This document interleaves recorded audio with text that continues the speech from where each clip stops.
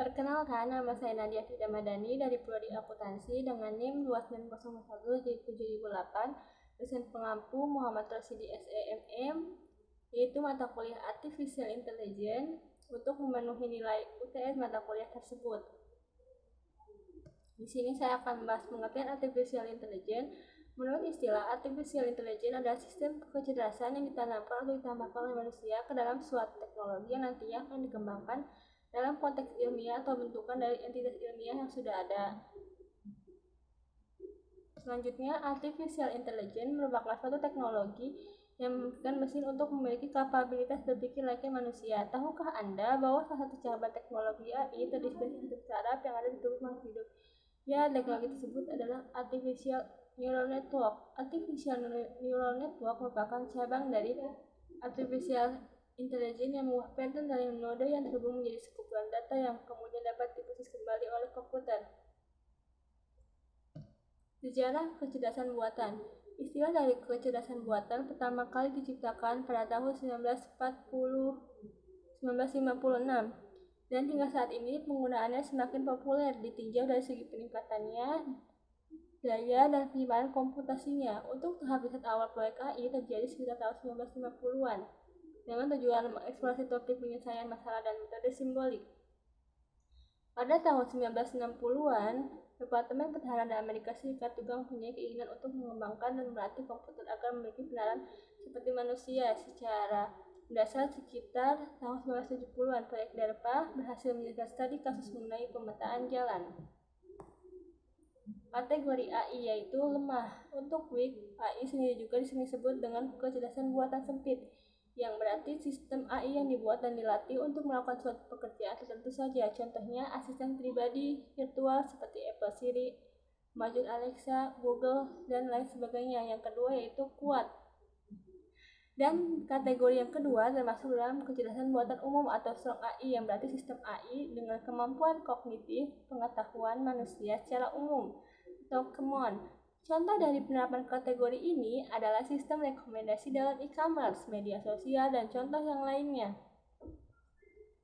Jenis-jenis AI yaitu terbagi menjadi 3. Yang pertama yaitu Artificial Neural Intelligence yang berorientasi pada tujuan dan diprogram untuk melakukan satu tugas dan sangat cerdas dalam menyelesaikan tugas tertentu yang diprogram untuk melakukannya. Yang kedua yaitu Artificial General Intelligence atau Strong AI, memiliki kemampuan untuk belajar, memahami, bertindak, menyusun strategi, serta menyelesaikan tugas seperti manusia. Yang ketiga yaitu ASI, Artificial Super Intelligence. Super Intelligence AI mampu menunjukkan kecerdasan multifaset mesin dengan kemampuan yang akan jauh lebih unggul daripada manusia. Selanjutnya itu jenis-jenis AI, yaitu pertama ada neural. Jenis yang pertama ini sangat populer di kalangan ilmuwan komputer pada tahun 1980-an.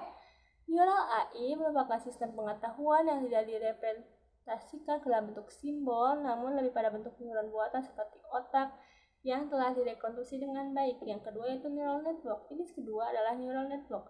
Jenis sistem yang diatur ke dalam suatu lapisan yang saling terhubung satu sama lain melalui simulasi. Input di sini merupakan lapisan paling atas yang memiliki fungsi sama dengan sensor. Mengenal Artificial Intelligence dan cara kerjanya. Pertama yaitu jenis AI ada 3. Satu, mesin reaktif, tidak dapat dengan mudah diterapkan pada situasi lain.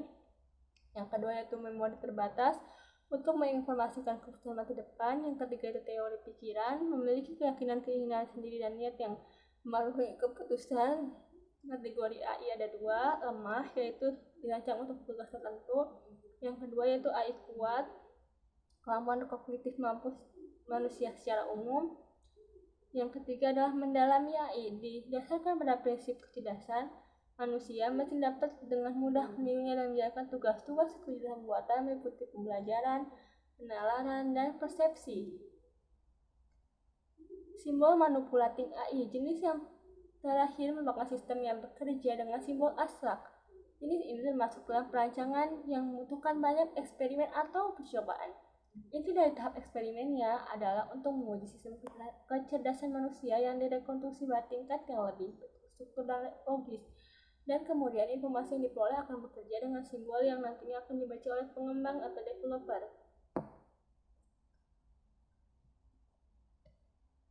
Cara kerja AI yaitu pertama artificial intelligence, yaitu kecerdasan otak. Yang kedua cybernetic, teknologi siber. Yang ketiga problem solving, pemecahan masalah. Yang keempat yaitu deep learning, akan dipelajari.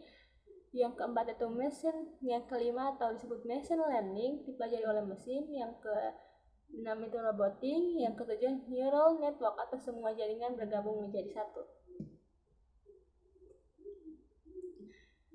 Di sini akan saya bahas penerapan teknologi AI yang memudahkan aktivitas manusia. Yang pertama itu virtual reality atau bisa disebut untuk kayak biasa dipakai buat tonton video-video atau game ya.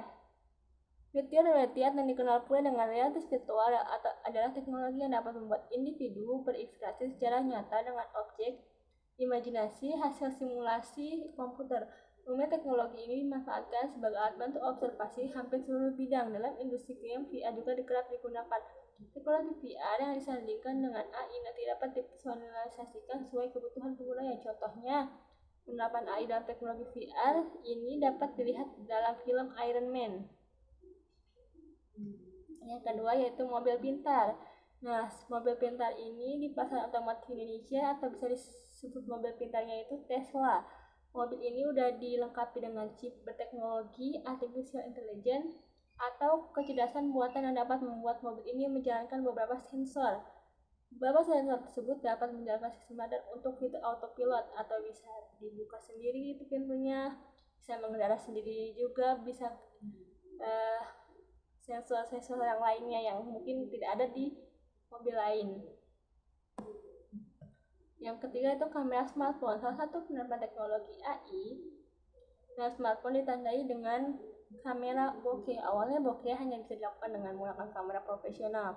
Namun dengan adanya teknologi AI pada ponsel dapat meningkatkan kemampuan lensa handphone dalam memotret, merekam, dan mendeteksi objek foto. Hal ini membuat orang yang hobi fotografi tidak perlu repot untuk membawa kamera saat berpergian. Yang keempat yaitu chatbot dan aplikasi. Kini telah banyak website atau aplikasi yang menggunakan bantuan chatbot. Kemampuan chatbot muncul karena adanya AI. Chatbot adalah salah satu beberapa teknologi AI yang akan memudahkan aktivitas manusia. Pasalnya, chatbot dapat membantu kamu untuk membalas pesan selama 24 jam setiap hari. Maka seluruh informasi pengguna chatbot dapat terekam berdasarkan rekaman tersebut.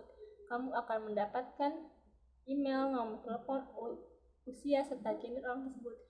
Ini biasanya ada di WhatsApp bisnis, Shopee bisnis, atau yang lainnya ya. Yang keempat yaitu aplikasi. Sebagian besar aplikasi kini sudah tak asing lagi dengan AI. Beberapa aplikasi salah satunya adalah Google telah menggunakan teknologi AI untuk memberikan rekomendasi konten bacaan serta website hiburan yang sesuai dengan selera kamu.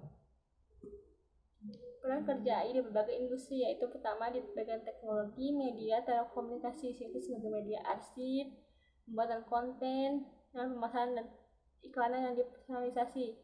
Yang kedua di bagian kesehatan, yaitu mendeteksi diagnosis pasien melalui data, identifikasi awal peningkatan potensial pandemi. Yang ketiga itu transportasi dan logistik, automasi baterai dan pengiriman, pengawal trafik dan mengurangi kemacetan, peningkatan keamanan. Yang keempat yaitu keuangan, bisa digunakan sebagai perencanaan keuangan pribadi, deteksi penipuan, otomasi pada kegiatan. Yang kelima yaitu otomotif, armada otonom untuk angkutan umum, fitur semi otonom seperti bantuan pengemudi, perawatan otonom, pengawasan dan prediksi mesin. Ini artificial intelligence di Amerika ya, biasanya digunakan untuk perang-perang ya. Jadi Amerika ini menggunakan untuk mendeteksi. Pertama dia melihat Korea Utara memindahkan rudal yang diangkut melewati jalannya keluar tepat persembunyian di terowongan, lalu dijelajahi alirannya menggunakan komputer. Setelah itu AI-nya itu menilai apakah ada intelijen tambahan tentang aktivitas peluncuran. Setelah itu dilakukan secara otomatis dan komandan meninjau informasi dan memutuskan apakah tindakan militer perlu dilakukan. Yang setelahnya itu peran kerja AI di berbagai industri, teknologi media dan telekomunikasi, yaitu tadi udah diulang lagi ya, teknologi, transportasi, logistik, keuangan, otomotif, dan kesehatan. Peran artificial intelligence dalam menangani satu data Indonesia. Dengan implementasi satu data, pemerintah akan memiliki data dalam jumlah yang sangat besar. Dibutuhkan kesiapan kemampuan untuk mengolah dan memanfaatkan data tersebut. Dalam mengolah data dengan tabulasi, regresi linear, dan analisis sederhana, tidak akan mampu lagi menangani big data yang beragam. Hubungan sebab akibat dan korelasi satu data dengan yang lainnya tidak lagi terlihat secara kasat mata dan intuitif. AI sebagai salah satu advanced analytic yang menggunakan advanced computer memiliki kemampuan mencerna dan memberikan pemahaman atas big data dan berlanjut dengan rekomendasi-rekomendasi berupa kebijakan maupun tindakan. Sekian dari saya, kurang lebihnya mohon maaf. Wassalamualaikum warahmatullahi wabarakatuh.